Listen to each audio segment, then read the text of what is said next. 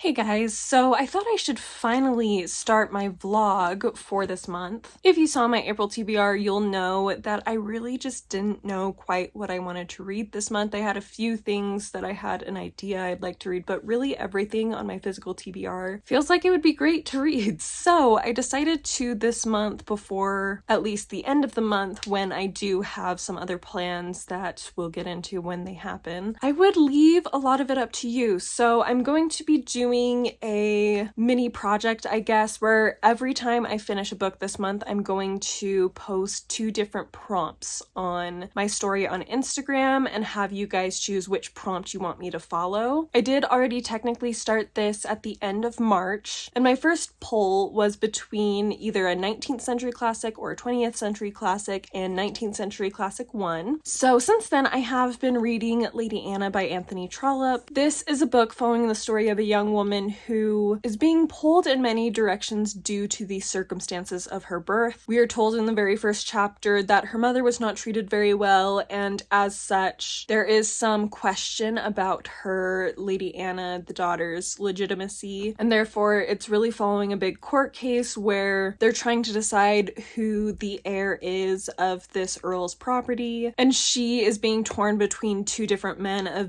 very different social classes, and it's causing a lot of drama for her. She is a very loyal person, but she also is a very naive person, and she's starting to realize how naive she is. And so there's a lot going on between this little love triangle that she's experiencing. I've mentioned before, I love love triangles that are in classics because it makes a lot more sense. The circumstances surrounding why there would be a love triangle or other love shape during this time, because it's not quite necessarily a love triangle. It is, because often love is explored throughout the story. Can you love this person who will make you rich and comfortable, or do you only love this poorer man? And this is definitely no exception. I'm really finding fascinating the exploration of this whole idea of who does she want to marry, because neither of the men are bad. I think that's something that I really am loving about this. It's not like the wealthy man isn't very good. He's actually a very good person. And the poorer man, he is very rough, but he is a very genuine person as well. Lady Anna as a character, originally I was not as interested in her because I feel like it was hard to get a grasp on who she was as a character, her personality and stuff, and I think that was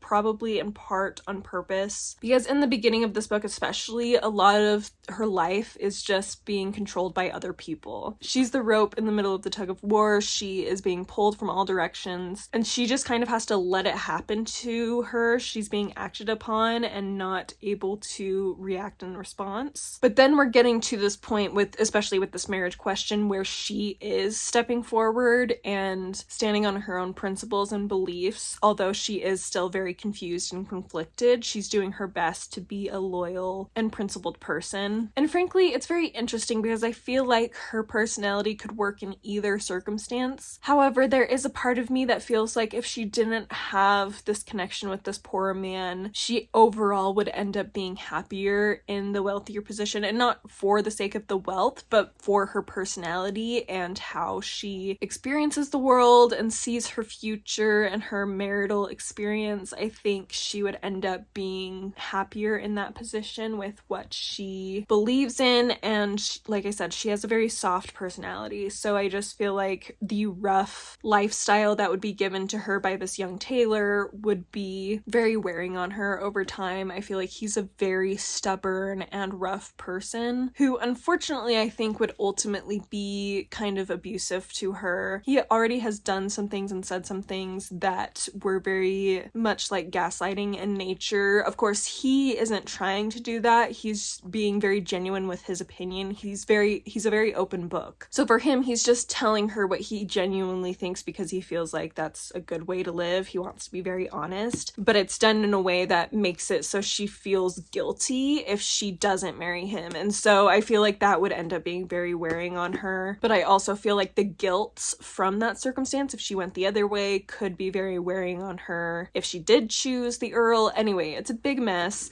but I'm really liking it. As you can tell, it's made me think a lot about the circumstance and my various feelings about what could work for her, what will make her happy. There's not really a villain in this story, and I really love that about Anthony Trollope. He doesn't really ever have a villain in his story. He just has very flawed people, and some of them maybe are less likable than others, but they're all just trying to live life, and I really appreciate how he's able to explore that, explore the psychology between these people and not make someone out to be the obvious enemy who you don't want the person to end up with or who you don't want to be successful. So those are my first half thoughts. I am a little over halfway, I guess, but once I finish this, I will give you my final thoughts, and then I will also tell you what poll I ended up putting up. I have a few options just depending on what mood I'm in by the end of this book. So yes, I'll let you know in the next clip my final thoughts on this and what my poll ended up being. I'll probably put the poll up before I finish this so that as soon as I do finish it, I know where I'm going next, because that's just what I prefer to do. So anyway, welcome to the vlog. Hope you enjoy. Hope I enjoy these books. So far so good. And I will see you in the next clip. Hey guys, so I have finished Lady Anna by Anthony Trollope. It is Friday the 6th, I believe, of April, and yeah, I just barely finished this book, so it's very fresh on my mind. Unfortunately, the second half lost me a little bit. I should say the third quarter of the book, because the last quarter of the book brought me back in again. This book just ended up feeling very repetitive with the focus on the court case and all of the issues with that. Things just didn't seem to really progress. Like, we were just constantly dealing with the same struggles where Lady Anna is being attacked by people who are trying to convince her on what she should do with her marriage. And so it's a lot of repetitiveness with that. She's trapped, she's being pushed by various different people. Unfortunately, I think part of the reason why it lost me in the third quarter a little bit was because I did kind of spoil myself for the ending, so I knew the person she was going to end up with. And while it wasn't necessarily bad, I was just hoping for more nuance behind it. And then as I got through the third quarter, knowing how it was going to end, I just felt like it was showing itself to be less nuanced than I had hoped, which just started to lose me. And I was just like, okay, I just really want to finish this. Like, I started skimming a little bit through that portion because I was like, okay, I get it. Everybody doesn't want her to do this. She wants to do this. She's being very stubborn. And then the end happened, and I do feel like there was still some level of nuance to it. I was worried that the story was kind of transforming the Earl, the wealthy suitor, into a bit of a silly rich person, and I didn't really like that. However, it did backtrack. I feel like it was very interesting because some of the main characters thought about the other characters in very degrading ways, but within the narration, when we went to those other characters' perspective, we realized that that's not the case. This is just human nature to make assumptions about someone based on what little we know. But in reality, there is a lot more complexity and a lot more about people that we just don't understand, especially if we're not very close with them. And so I did like that. I think the starring point of this book was actually the mother. And I think if this book focused a little bit more on her in a way, I think I would have liked it more. I ended up giving it 3.5 on Storygraph and 3 stars on Goodreads because I just felt like it lost me enough and I struggled enough with it through parts of it that I just couldn't give it higher than that. But I did really like a lot about it. There were just a lot of things I really didn't like, so it just kind of balanced out to being 3 stars. Countess Lovell is a very flawed woman that you feel really bad for, but by the end, she's in a lot of ways causing her own suffering, whereas in the past a lot of her suffering has been caused by others, and she's very right to blame others for a lot of the things that have happened. There comes a point where it's really her own fault that is leading to a lot of her suffering, and some of the actions she takes very much surprised me, but also didn't as we began to learn about her personality, who she was, what she believes in. Lady Anna, unfortunately, was a very flat character. I didn't ever really feel much for her beyond, like, impressed that you see a little bit of character growth with her because she becomes a lot more solid in her values and her beliefs and more confident in her decision making, but really there wasn't a lot to her personality, which was kind of disappointing. I feel like this was definitely a book that was more focused on making a point and discussing certain things as opposed to exploring characters or plot in any way. Okay, sorry if the angle or anything changed. My food ended up arriving, so I had to go pick that up. But anyway, this book was very focused focused on social class and social standing and the interactions between people of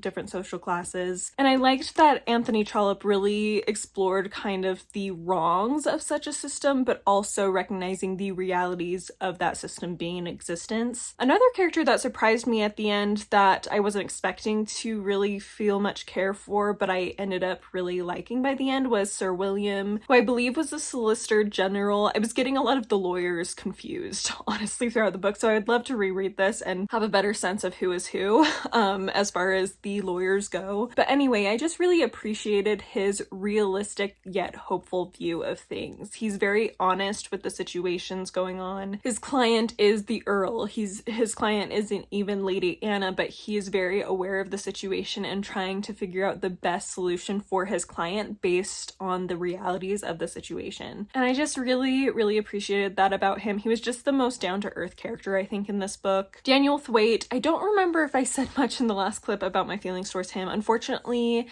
I didn't love him, and honestly, I do remember actually in the last clip mentioning that he had a bit of a gaslighting problem when it came to Anna, and I feel like he tones down a little bit as the book goes on, and the ending really suggests that as he grows older, he does become more wise, which I appreciated because it shows that the narrator, or Anthony Trollope, was aware that he was being unfair. I was really worried that this radical perspective that Daniel has would be encouraged as a positive thing, where in my mind, I'm like, okay, he's not wrong necessarily about his views of the unjustness of the system, but him being grumpy about it and angry and fighting it isn't going to change anything. It's just going to add more bitterness to the world, and it's just not going to help anyone. And so I really like that Anthony Trollope kind of subtly points that out. Like, he doesn't straight up give his opinion about Daniel's thoughts or anything very directly, which I love. Anthony Trollope does really well, that he gives you things that are going on, people's thoughts and opinions, his character's thoughts and opinions, and lets you decide how you feel about them. But he does subtly give basically his opinions on it. He just doesn't do it in a super direct way that speaks down to the reader. I feel like I jumped around a lot in that review of this book, but suffice it to say, I did enjoy a lot about it. There was a lot that I didn't love about it. I feel like it was a very simple plot that we were dealing with the same problems throughout the whole thing, and it was over 500 pages that I was reading, and so it ended up feeling like it dragged a little bit because of that. However, there was still a lot I was able to think about, a lot I really liked about it. It showcased a lot of Anthony Trollope's strengths as a writer, and I'm very pleased that I was able to read it. So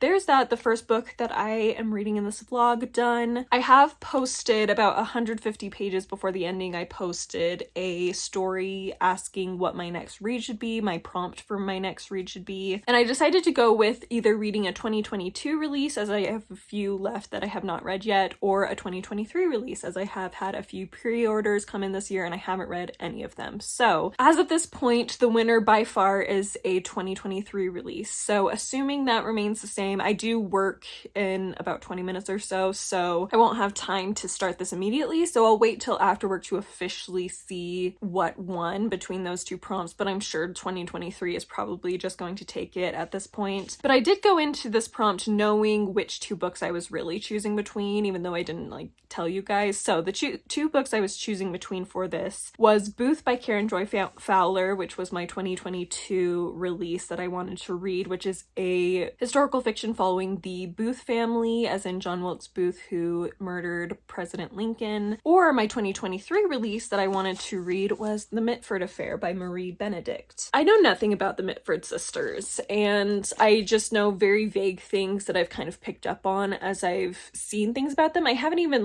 watched anything or heard anything directly about them, just kind of books that have popped up here and there that I have learned a little bit about the synopses for, and it connects to the Mitford sisters. So this will be my first real experience more directly with them. Obviously it is fiction, it's a fictional retelling of their story. I believe it follows one of the sisters who was not involved directly with the scandals involving the Nazis, but she began suspecting her sisters of committing these scandals, and so that's all I really know about it. Like I said, I really don't know much about these sisters at all, or the situation surrounding them, and so I'm very curious to learn about them. This one's not very long, so I'm kind of glad this one 1 over Booth, so hopefully I can read a little bit more before my trip. But anyway, yes, that will probably be my next read. I will come back on here and let you know if by some miracle by the end of the day 2022 release has suddenly taken over, which is possible, but like I said, it's 80% to 20% right now, so I really don't think it will, but potentially it could in the next several hours. So I'll let you know if I end up actually reading Booth, but if I don't let you know, then this next clip will be me halfway through this and giving my thoughts on it at that point. Okay, so it's actually just the next day and I am halfway through The Mitford Affair by Marie Benedict. And so far I'm enjoying it. I don't really have anything particular that I'm disliking about it necessarily. There's just also not really anything that's gripping me. So basically, synopsis-wise, since I have a better idea of what this is about, specifically we're following Unity, Diana, and Nancy Mitford. Interestingly, Nancy's chapters are in first person and the other two are in third person, and I wonder if that's because Nancy Mitford is against the Nazis, whereas the other two are kind of working with the Nazis in various ways. So I'm sure the author did not want to put the Nazi supporting women in first person because that would be a little too close. Their chapters, especially Unity's, have definitely made me a bit uncomfortable because she was very much in with Hitler. Diana is a little more distant, but she's still very much involved with the fascists in general, but she is a little bit of a step away from devotion to the fascists. She's a little more just devoted to a specific man who happens to also be a fascist. So anyway, it's an interesting book for sure. The writing at first I was unsure about, but I've gotten used to it pretty quickly. It is making me very interested in this family in general. I think there's a lot about them that is very interesting for the time period. Their perspective is definitely a different one for reading about World War II. Often we get certain perspectives that are commonly expected, but their perspective is definitely very different. Obviously, they're much more upper class than a lot of other perspectives you would get. They're not Jews, and in fact, they're actually supporting the Nazi regime in a way. Of course, Nancy isn't, but they're just all in a very different perspective than I usually get reading about World War II, which is very refreshing. I don't really have any other thoughts beyond that. I am curious to see how the rest of this book goes as I get to learn more about their stories, because like I said at the beginning, I really don't know much about them. So I'm very excited to learn more, and I would love at some point to read a biography about them because I do think they are very interesting people. I wouldn't want to deep dive necessarily into, especially like Unity, I wouldn't want to do a biography probably specifically about her. I mean, maybe I'd be willing to if someone told me of a really good one, but I think she would make me too uncomfortable. But especially like Nancy Mitford and even Diana, I would be interested to learn more about. But anyway, those are my thoughts for now. I will update you once I finish this. So, my feelings towards this book are a little bit all over the place. I did finish this last night at about midnight almost, and I ended up giving it 4 stars both on Goodreads and Storygraph. I didn't do any decimals for this one. Originally, I actually was thinking about giving it 3 stars, at least on Goodreads. However, the way this book...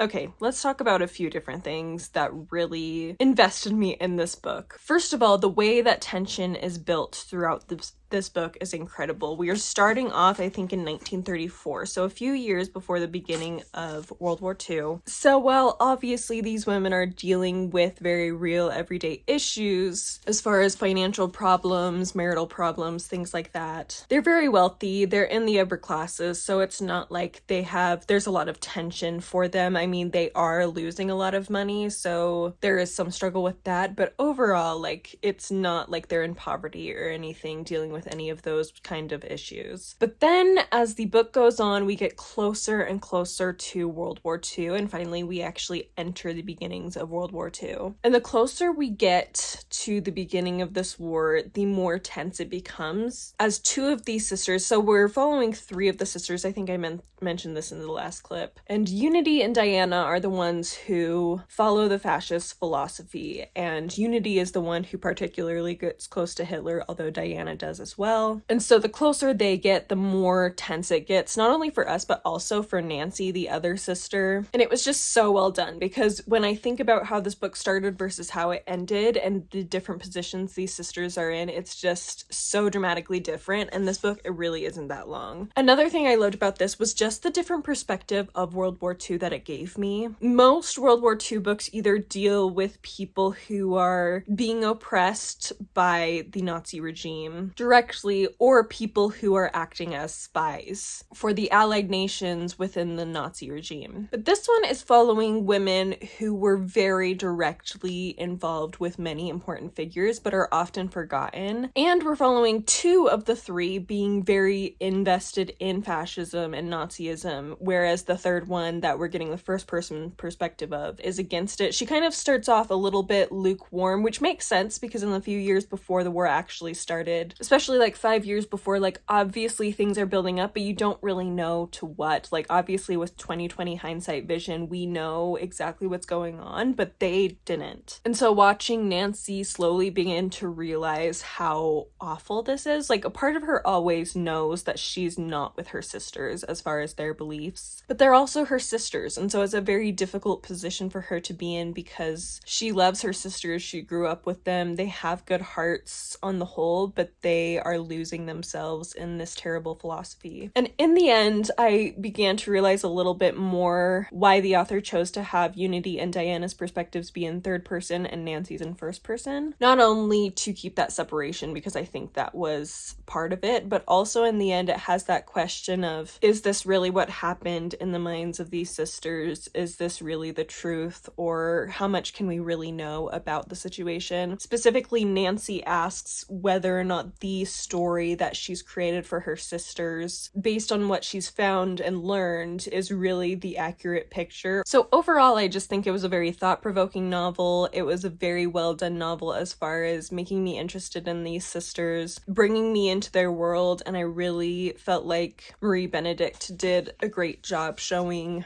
respect to these women and their perspectives of the times they were living in as they were living it, as opposed to us looking back and knowing how awful things were really, but also not making it seem like their behavior was good or anything. And so anyway, I think the author did a great job with that. I'm definitely very interested in this family now and would love to read some nonfiction about them. Really, the only reason it wasn't higher than 4 stars is because it just didn't quite emotionally grip me to the level that something higher than a 4-star I would expect to. There really wasn't anything in particular I didn't like about this. I will say it's a very kind of domestic feeling story. There's not a lot of action necessarily. There is, especially in the second half, it starts speeding up a lot more with more dramatic events going on, but it's still very much you're experiencing their day-to-day lives in a lot of ways and some of their daily problems and things, and so it can feel kind of slow at some points, not in a way that I didn't like, but I know some people maybe that won't really be their cup of tea. I will be keeping this as of now. I may in the future get rid of it, but I do feel like it's one that I have enough emotional investment in what I learned from it about these sisters and about this time and the different perspective of World War II that it gave that I just really, really appreciated and liked. I think if you're a little bit tired of the usual World War II stories, but you're still interested in that time period, I would give this a shot. Obviously, it is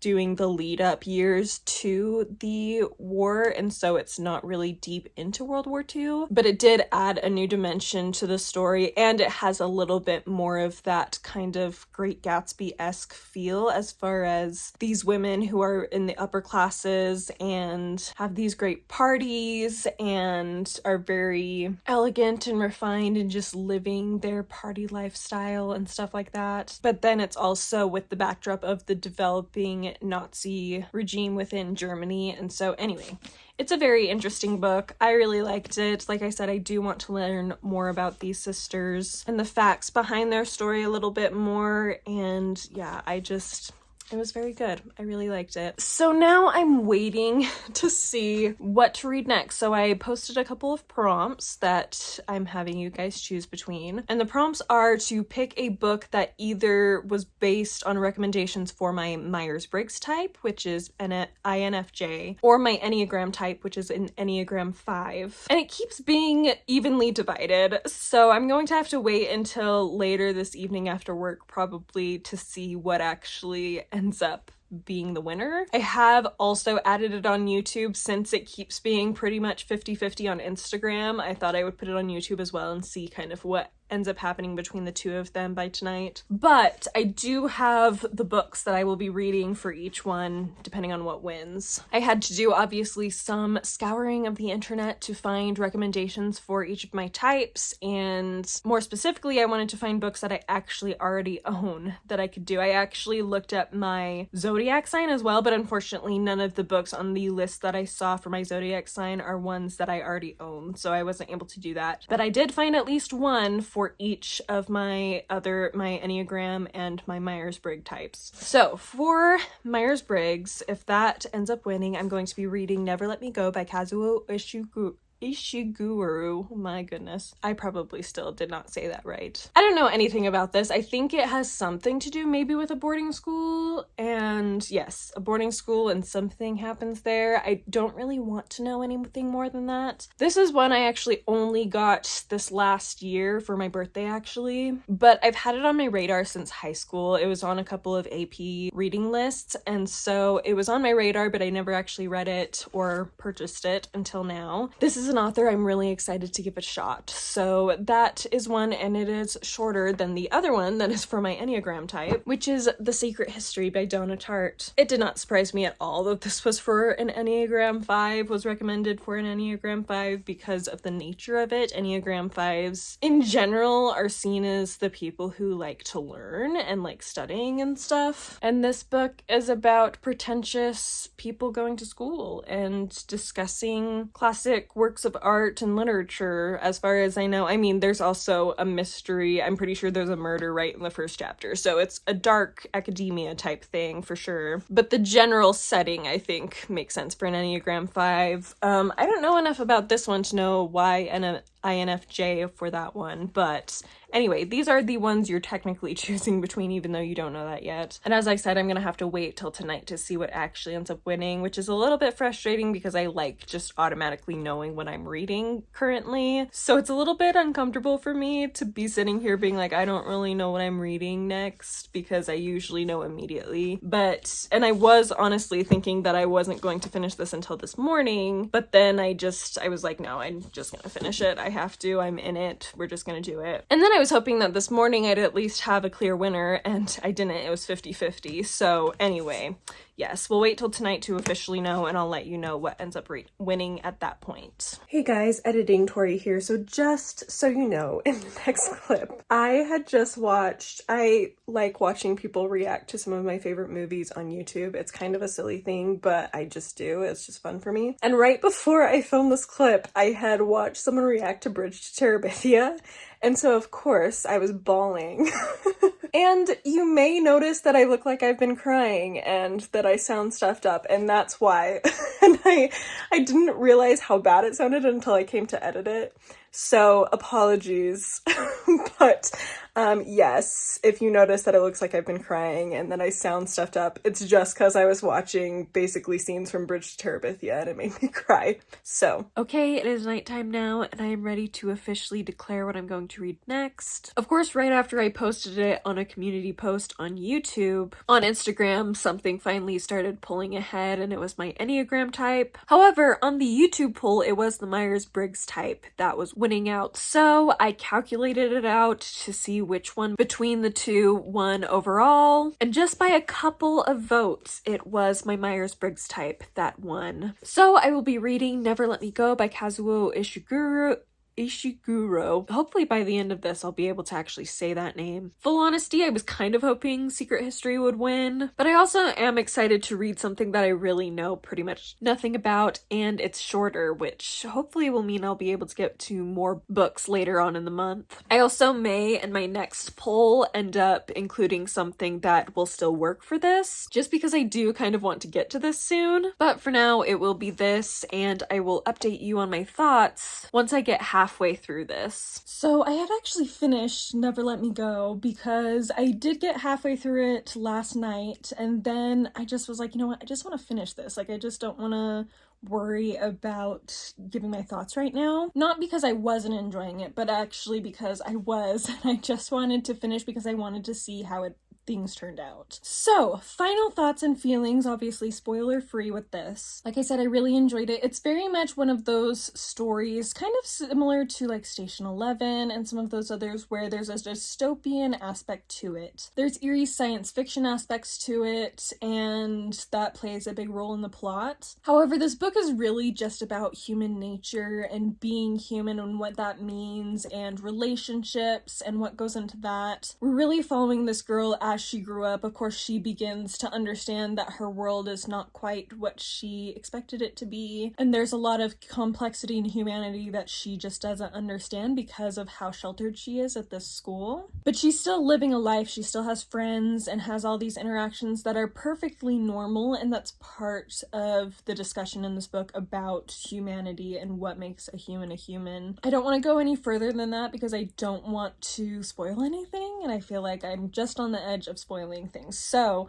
I'll stop there with as far as describing the themes in this. I really want to do more thematic rambles, which is where it's like a book review, but I kind of just go a little deeper into just analyzing a lot about the book, not just reviewing aspects of it. And this one would be a great one to discuss in a thematic ramble. However, with everything going on with personal projects and stuff, I don't know how much time I'll have to be able to do that, but this book did really make me think, and I did like the characters. I really liked the main character. She was a very observant and quiet person, but she really cared about those around her and was very, like I said, observant about things going on, about how people felt. And then she has two friends from this school that are just very different to her, and yet they all complement each other, and they're also all very much in opposition to each other in their own ways. There's a sweet love story in this that was very slow burn. You kind of noticed it happening, but it was just quiet enough that you couldn't completely 100% say that was what was going on. You just had to kind of wait and see what happened, and I really liked the reality of how that came about. It really is a very quiet story and one that's focused on daily life, even though there are some dramatic aspects to what's going on in the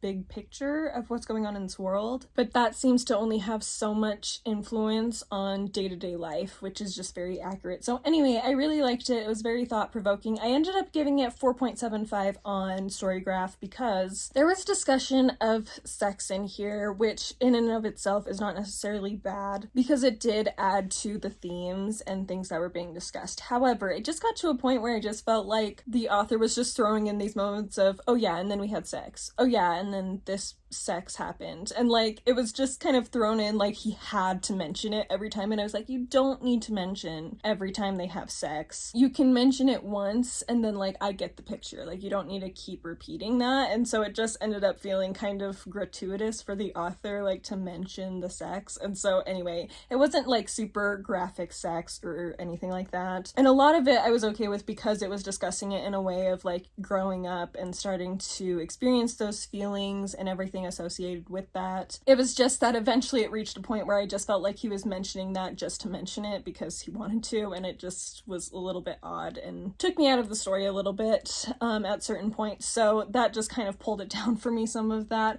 I also feel like it's not one that's necessarily took my heart by storm. Like it was so good. So on Goodreads I did give it 5 stars, but it definitely is a lower 5 stars. It's not a new favorite of all time, but it's very, like I said, thought-provoking. The characters were very lovable, the themes were very interesting, and I look forward to reading more by Kazuo Ishiguro in the future because I think I'm really going to like more of his stuff as I continue on. So yes, I have finished that. So I'm actually going to do one more round of this for this vlog. Hopefully it doesn't end up being too long. I just uploaded all of my clips thus far, and it's adding up to about 45 minutes, which I can usually cut down quite a bit, but I don't want this to be terribly long. So anyway, hopefully this clip isn't going to be too long, and then I'll probably just have a couple other clips. The next round of prompt options I have are color wheel versus random number generator. So if the color wheel wins, I'll just get a random color and matching it to a cover, and then if I do random number generator, it will be based on page count. So we'll see what happens. I was really back and forth on what specifically I wanted to read, so I felt like this was a good one that's very general,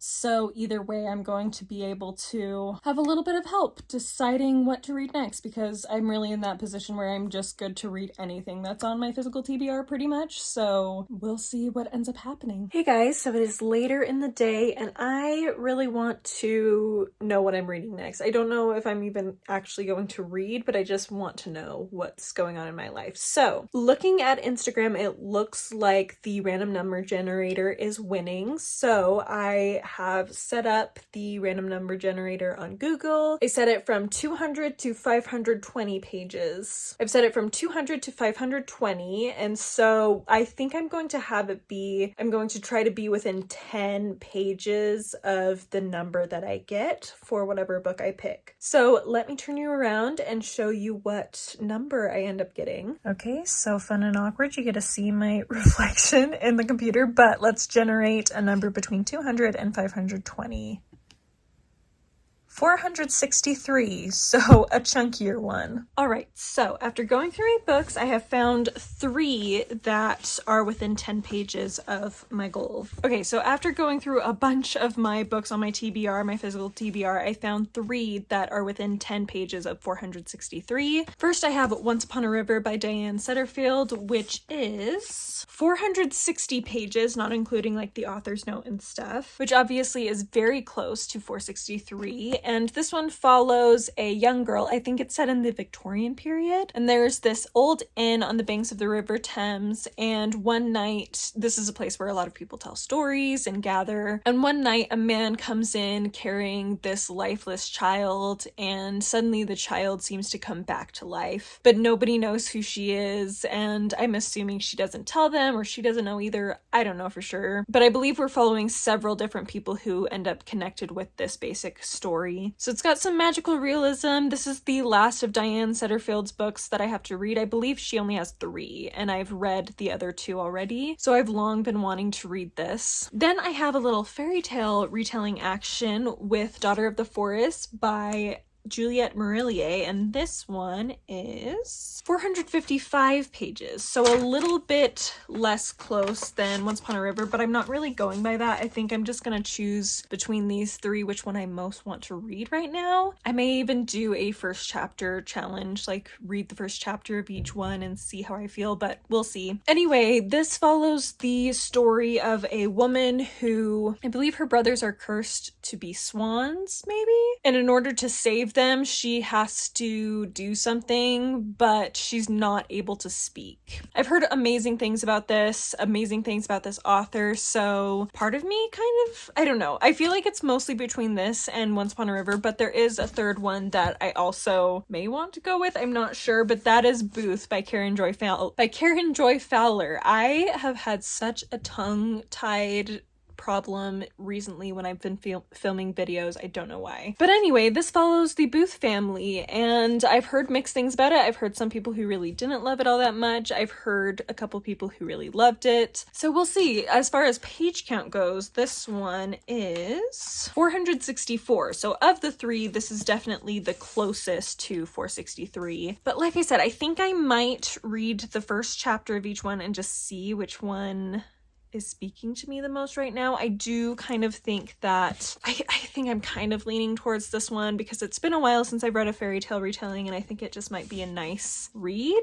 But Once Upon a River is another one that I feel good about. Like I said, I think these 2 are more my preference, but this one's the closest. So yeah, I think I am going to do a first chapter challenge, and I will let you know what I pick.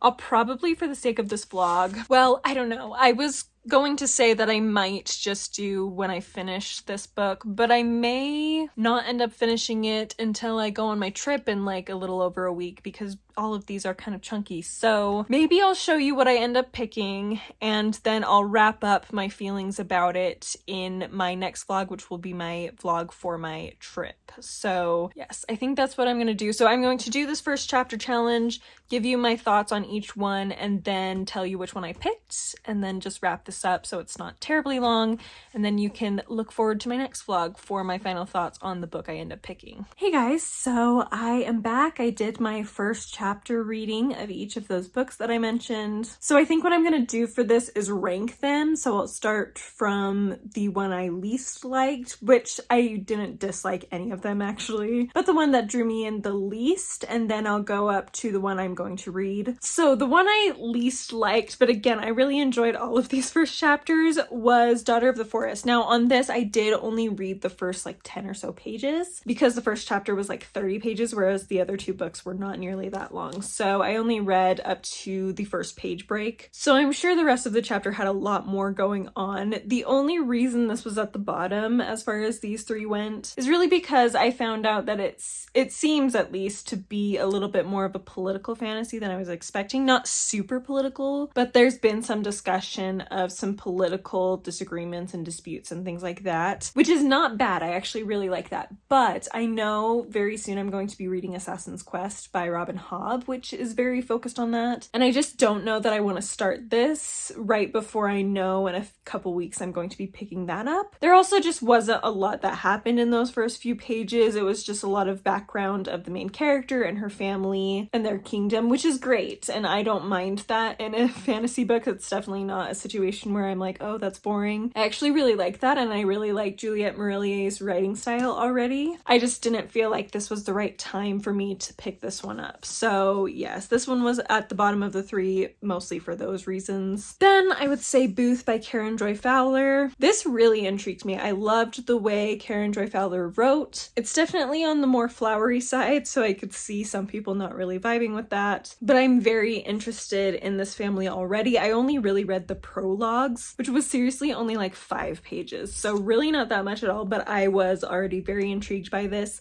The only reason I decided to put this one second as opposed to first and decide to read it was because I don't think I want just a straight historical fiction right now. Like, I want something a little bit different, and I feel like this could offer that, but I feel like the other book that I read will have that more. However, this prologue just really introduced the family and their dynamics, and again, I just loved the writing style, and we get to learn a little bit about the political atmospheres, particularly having to do with Abraham Lincoln, which is just really interesting. So anyway, I definitely want to get to this sooner rather than later, and it actually does count as a Misery May potential pick because I've heard, or at least when I looked on Storygraph at the moods for this, it did say it was sad, and I feel like it could work for architecture for sure. It could also work for stars as far as those prompts go. So I didn't mention this in my TBR or pile of possibilities for Misery May, but this really could be one that I end up picking up actually because I was very interested in what I read. Potentially I will be getting to this one in the next month or so. But the one I ended up going with obviously is Once Upon a River by Diane Setterfield. The first chapter of this it did a great job of kind of exploring our setting, helping us get to know a few of the characters we're going to be working with, and then immediately got into the synopsis, and then immediately got into what was in the synopsis. And it ended actually before the whole premise really got started. And so I'm just curious to see how everything comes together, even just within the synopsis.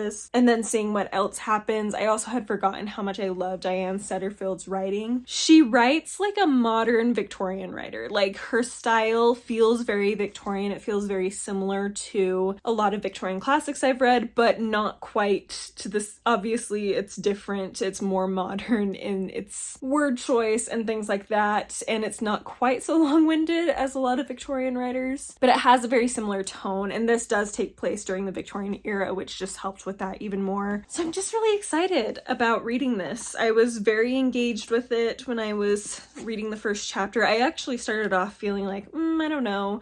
But as soon as I finished, I was like, man, I just want to keep reading and see what happens. So, and like I said, really all of these I kind of felt that way, but this one I felt that way the most. And honestly, I've had this book for years. I've meant to read it for so long, so it will be great to finally get around to it. So yes, this is the book. I'm I'm going to be reading next, and I will tell you my thoughts on it in my next vlog. Thank you guys so much for watching. Thank you for participating in my little polls if you were able to do that. I may end up doing one more if I end up finishing this before my trip and want to do a poll for what to bring on my trip. I might do that, but I'm not going to say I for sure will because I may just have something I want to read. So anyway, let me know down below if you've read any of the books I've mentioned in this video, your thoughts on them, as I would love to know. And if you have any recommendations for me based on the things I read in this video, let me know that as well, because I would also appreciate knowing that. I hope you are having a wonderful day, a wonderful reading month, and I will see you next time.